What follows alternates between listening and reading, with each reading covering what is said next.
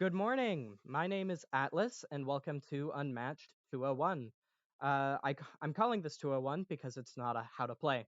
If you want a good how to play, I would recommend going to Watch It Played, The Dice Tower, or The Brothers Murph.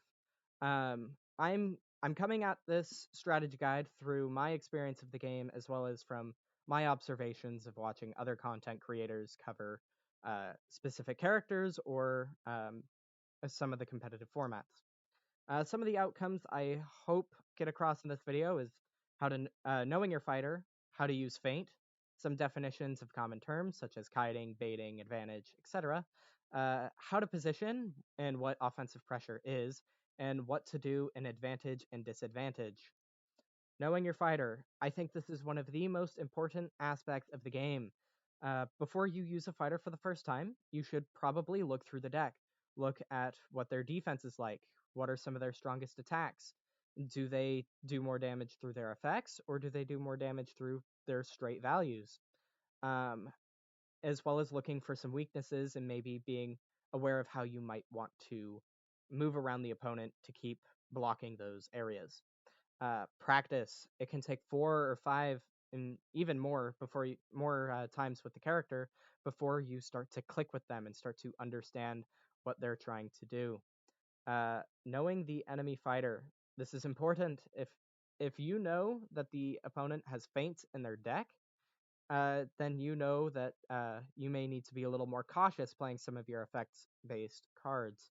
The three fighters on screen, Bloody Mary, T Rex, and Miss Marvel, are some of my favorite fighters. I've spent the most time with them. Feint.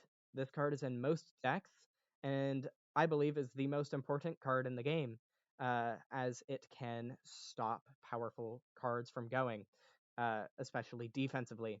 Uh, some of its defensive uses, I'll use an example. Black Panther has a card called Wakanda Forever, which has a during combat that allows him to boost it up to 2 times.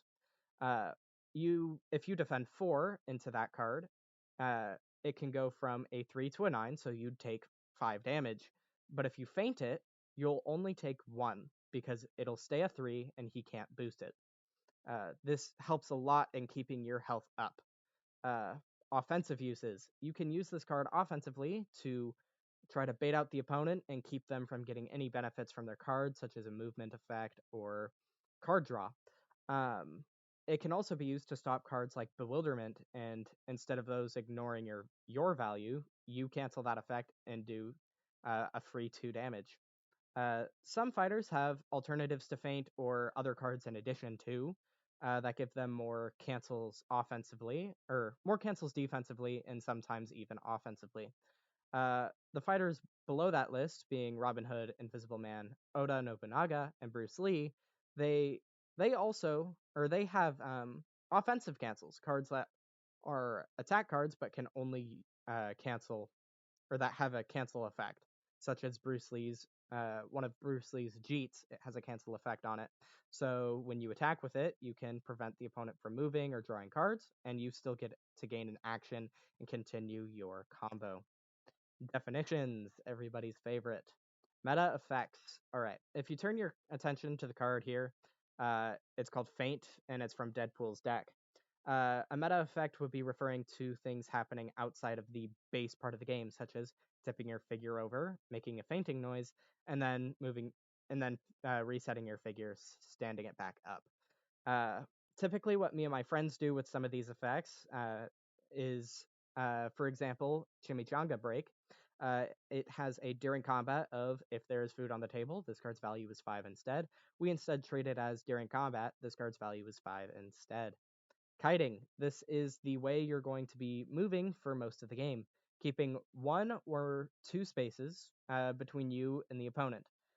This allows for one of you to move up and attack, and the other to attack and move back, or double attack. We'll get more on that later in positioning. Baiting. This is the process of playing a weaker card when the opponent may be expecting a stronger card, such as maneuvering up and then attacking with a regroup, but they were expecting a momentous shift. Advantage. There are multiple different kinds of advantage, but right here we're going to talk about hand advantage, which is having more cards in hand than the opponent. health lead, having more health than the opponent right now, or at that point in time, and deck lead, which has some other names, but I like deck lead. And that's having more cards in your deck than the opponent, which gives you which gives you a leg up and an exhaustion. Mulligan. So at the start of the game, you get to draw your starting hand, look at it, and if you don't like it, you can choose to shuffle it back in and draw a new one. And you can do this once. The reason why we mulligan is to help mitigate some of the luck of the draw aspects of Unmatched. Format. This has more to do with the competitive scene, as they have certain ways that you can pick fighters, pick boards, and stuff like that. Tempo. This is having a control of the pace of the game. Genie is a fighter that uses this to its full potential. Pass. This is cards that usually are schemes that don't gain action and don't draw cards, meaning your deck stays the same size or even increases in size, uh, such as a case with the card Dumpster Diving Deadpool, where you can shuffle 5 cards from your discard back into your deck. Um, Initiative. This is having uh, the so initiative is a little bit abstract, but the way I'm going to describe it is you're forced to make the first move.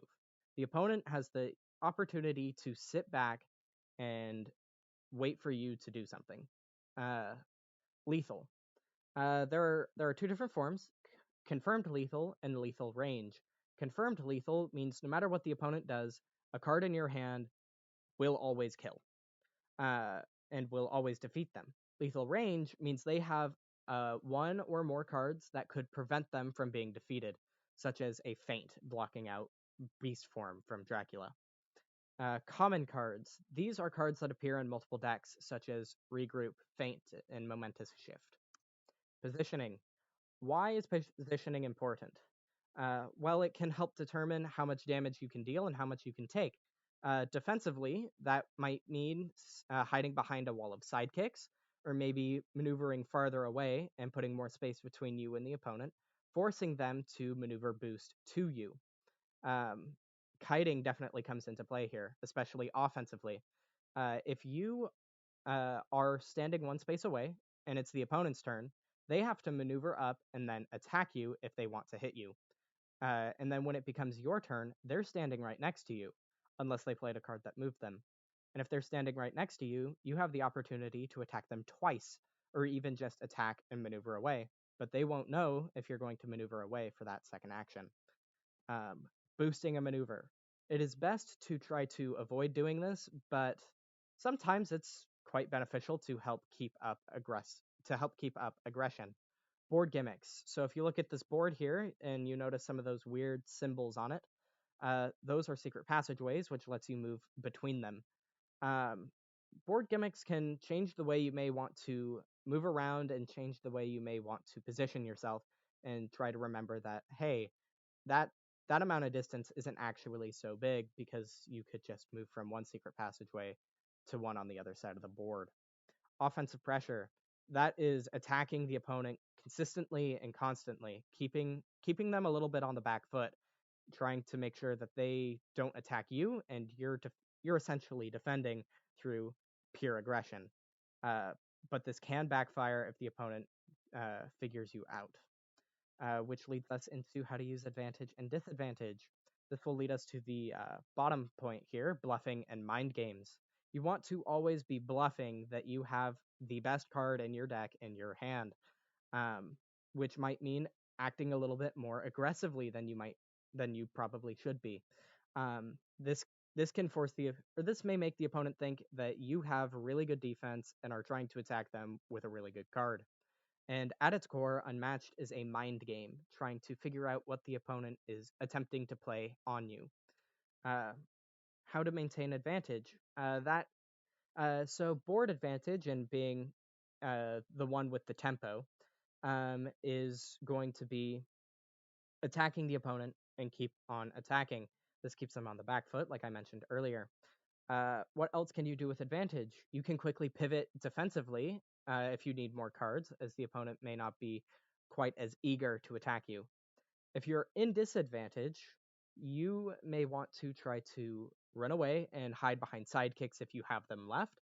And if not, maneuver boosting away. Try to make the opponent uh, shed off cards that they may want to try to use on you. In conclusion, Unmatched is a fun board game with a lot of mind games and a lot of deeper complexities that I haven't even started to touch on. Um, I hope you enjoyed this video, and thank you for watching. Please like, comment, and subscribe. I will see you next time. Goodbye.